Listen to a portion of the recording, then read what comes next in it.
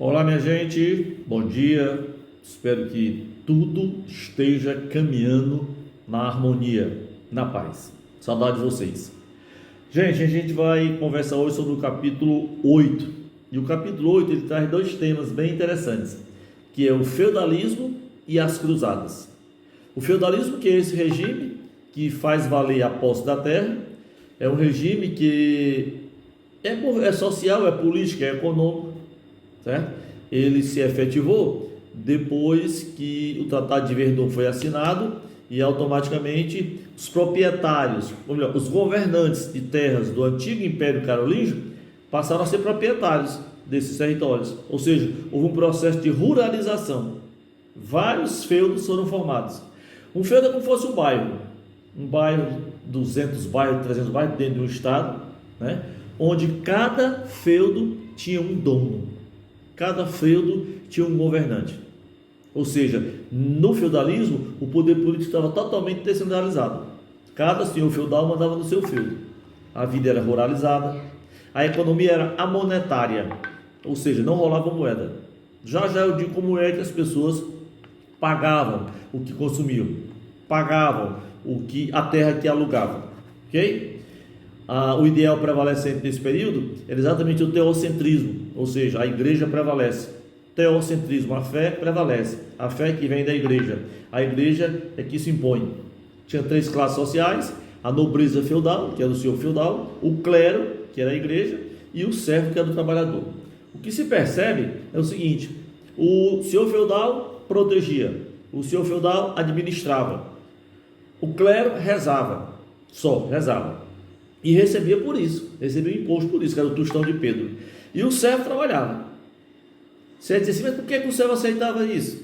É porque a igreja fazia a cabeça do servo de que ele foi escolhido por Deus para trabalhar, para servir. Só assim ele iria para o céu. Só assim ele teria garantido a sua chegada ao céu. O feudo, uma região, um território de um proprietário, o senhor feudal, era dividido em três partes: manso senhorial, manso servil e manso comunal. O manso senhorial estava a casa do senhor feudal, o castelo central, a igreja e a área que o senhor feudal explorava no aspecto agrícola. O manso servil era a área que o servo havia alugado do senhor feudal. Esse aluguel era pago com o serviço que ele prestava na terra do senhor feudal, era pago com o que o servo produzia na sua terra alugada. E o manso comunal, que era uma espécie de bosque, aonde o servo caçava, aonde o senhor feudal fazia seus treinamentos de caçada, né? Havia uma relação muito forte entre sucerano e vassalo. Lembra, sucerano, o senhor feudal, vassalo, o servo. E sempre ia haver o quê? Ia haver um momento em que o servo ia receber a terra do senhor feudal, que era chamado homenagem. A homenagem era a transmissão da terra para o servo, onde esse servo prestava total obediência ao senhor feudal. O servo dava a vida pelo senhor feudal, certo? O senhor feudal tinha a terra. Quando ele morria, a terra ficava para o filho mais velho, o chamado primogênito. Daí a gente conclui que tinha nobreza, tinha nobres que não tinham terra, porque os filhos que não eram o mais velho, automaticamente iam ficar sem terra, iam ser cavaleiros, iam prestar serviços para alguém para poder conseguir alguma terra, conseguir algum lucro, que o lucro na época era exatamente a terra. Olha, eu falei para você o seguinte: como é que, se é monetário, como é que paga? O servo alugava a terra do senhor feudal e pagava através dos impostos. Nós temos a corvéia, temos a talha, temos a banalidade. A corvéia era você trabalhar um dia ou dois lá nas terras do senhor feudal. Você sair das suas terras para cultivar as terras do senhor feudal, trabalhar nas terras dele como pagamento da terra que ele arranjou para ti. A talha era um imposto que você tinha uma produção, vamos supor, de 100 sacas de arroz. Para você pagar a terra que você alugou do senhor feudal, você passaria para o senhor feudal 30 sacas de arroz, 25, 40, dependendo do tamanho da terra que tu alugou. E para completar, você tem exatamente um dos principais impostos, né? A corvéia. Não, corvéia, talha e a banalidade. A banalidade era, você podia usar qualquer ferramenta do senhor feudal. você podia usar uma enxada, um carro de mão, semente, mas aí o senhor feudal anotava tudo. Quando fosse no final da safra, da colheita, você tinha que pagar o que você usou, todos os utensílios que você usou do senhor feudal. Tinha o tostão de Pedro, que era o imposto que você pagava para a igreja. E o que a igreja fazia para você? Rezava, para quando você morresse, ir para o céu. Certo? Temos vários impostos, ou seja, o servo só tomava pancada, só pagava impostos altíssimos, ou seja, é o feudalismo. No mesmo capítulo fala sobre as cruzadas que são exatamente movimentos militares sob a bandeira da igreja. O Papa Urbano II convocou os cristãos da Europa para expulsar os infiéis. Quem eram os infiéis?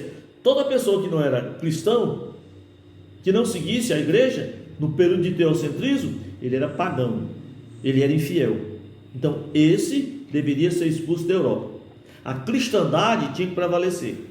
Então, as cruzadas foi um movimento militar, religioso, social, econômico, que tinha por finalidade inicial expulsar os infiéis da Europa. Qual o detalhe? Quem formava as cruzadas? Senhores sem terra, servos, pessoas comuns. Com que objetivo? A proporção que você ia expulsando os infiéis, expulsando quem não era cristão, você ia se apossando do que ele tinha de propriedade. Vamos supor, Europa no sentido da Ásia. Então tu expulsou uma família enorme que tinha no local, uma fazenda grandérrima. Aí você está expulsando os infiéis. Por quê? Porque eles não são cristãos, porque eles não estão obedecendo os preceitos da igreja. Aí você podia até matá-los, matar em nome de Deus. Você estava propagando a fé, você estava combatendo os infiéis, você estava combatendo os inimigos da religiosidade cristã. Ou seja, percebe-se que aí era uma espécie de, sabe de quê? De guerra santa dos árabes, guerra santa cristã. Então, com isso houve uma relação muito forte entre o Ocidente e o Oriente. Com isso, como consequência das cruzadas, tivemos uma relação forte entre o povo do Ocidente com o povo do Oriente, absorver a ideia da ciência, da evolução, absorver a ideia de se postar contra a igreja também, que já vai haver uma reforma protestante. Quer dizer, novas rotas comerciais, o mar Mediterrâneo foi reconquistado. Se o mar Mediterrâneo foi reconquistado, aquela área do antigo Império Romano, aquelas várias cidades vão se tornar cidades comerciais, como é o caso de Gênova, como é o caso de Veneza. Nesse momento, as rotas comerciais vão se acentuar. Ou seja, várias rotas comerciais, feiras, ligas comerciais vão ser formadas, corporações de ofícios, ou seja, vai ser o ajuntamento de vários grandes comerciantes. Surge então a burguesia. Nesse momento, nós temos o chamado renascimento comercial e renascimento urbano. O renascimento urbano é a volta daquele pessoal que vivia no campo, onde o campo passava por problemas enormes, com alto pagamento de impostos. Então, com a volta do comércio, a urbanização voltou, a vida na cidade voltou. Então esse povo saiu do campo para a cidade, fazendo o chamado êxodo rural. Então a cidade se revitaliza, a cidade cresce, a cidade tem nova vida. Com isso aparece o comércio, com isso aparece uma nova classe social, a burguesia, grandes comerciantes, médios comerciantes, pequenos comerciantes. E a gente vê a Europa mudar. De repente a Europa passa a ter feiras, passa a ter mercados, passa a ter corporações, certo? É o chamado renascimento urbano.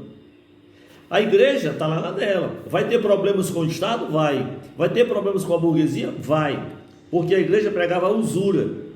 A usura é a proibição de ganhos excessivos na visão da igreja. E a burguesia, lógico, objetivava ganhos, objetivava lucros. Certo? Então vai ter problemas com a igreja, vai dar ideia, as cidades vai precisar de um governo, vai precisar de uma estrutura política, onde vai fazer surgir o Estado moderno.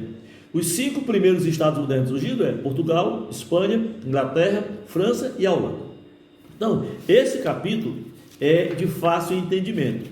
Feudalismo, cruzadas, o renascimento comercial, problemas de igreja e Estado. Então eu quero que você dê uma lida nele com calma, com tranquilidade, certo? Depois solucione as questões propostas pelo livro. eu estou propondo algumas questões para você fazer, né? Aí quando for segunda-feira, eu quero que você tenha dúvidas.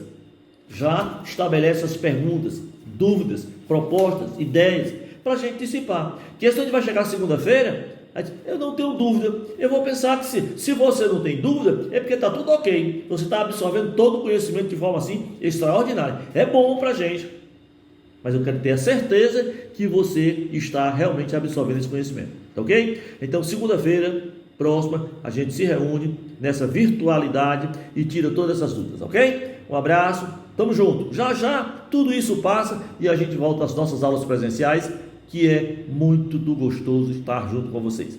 Um abraço, lembrança família.